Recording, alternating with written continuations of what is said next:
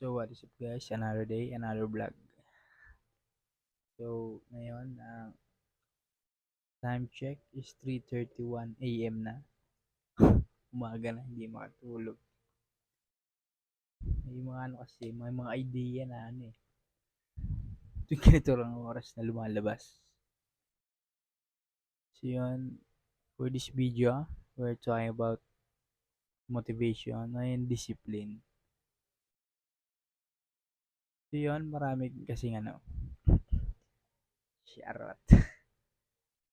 Pangit mo.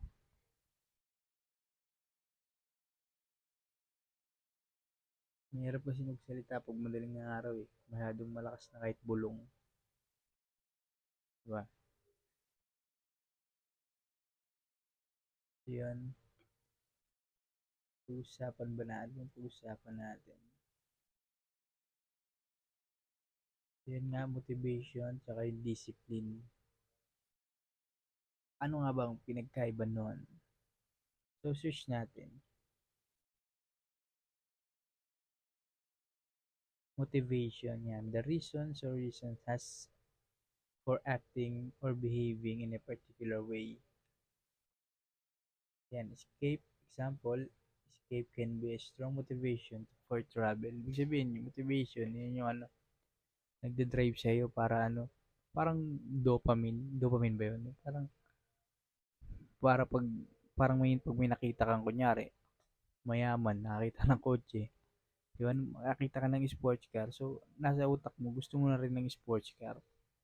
Diba? Namomotivate ka para makakuha ka ng sports car. Mga ganun. So, check naman natin yung discipline. Yan, discipline, the practice of training people to obey rules or a code of behavior using punishment to correct disobedience. Example, a lack of proper parental in school discipline. Ito naman yung ano, yung kahit ayaw mo magtrabaho, syempre magtatrabaho kasi may sinusunod ka na rules and people to obey rules or a code of behavior. So, alin nga ba yung mas mahalaga? Yung motivation or discipline? Sa tingin ko na pares lang naman. Kaya lang, ang pinagkaiba kasi ng motivation, yung motivation pag nawala na yun, so wala ka nang gagawin. Diba? Para kailangan mo ulit maghanap ng motivation para ulit gumana ka para maging productive ka ulit. Unlike sa discipline kahit hindi mo na gustong gawin yung isang bagay, gagawin mo pa rin kasi meron ka ng disiplina. Di ba? So, pare siyang mahalaga. Ang ano lang, kaibahan lang is kung paano mo siya gagawin. Paano mo siya gagamitin pala. Kasi maraming ano yung maraming motivational ngayon na speaker, di ba? Sa internet.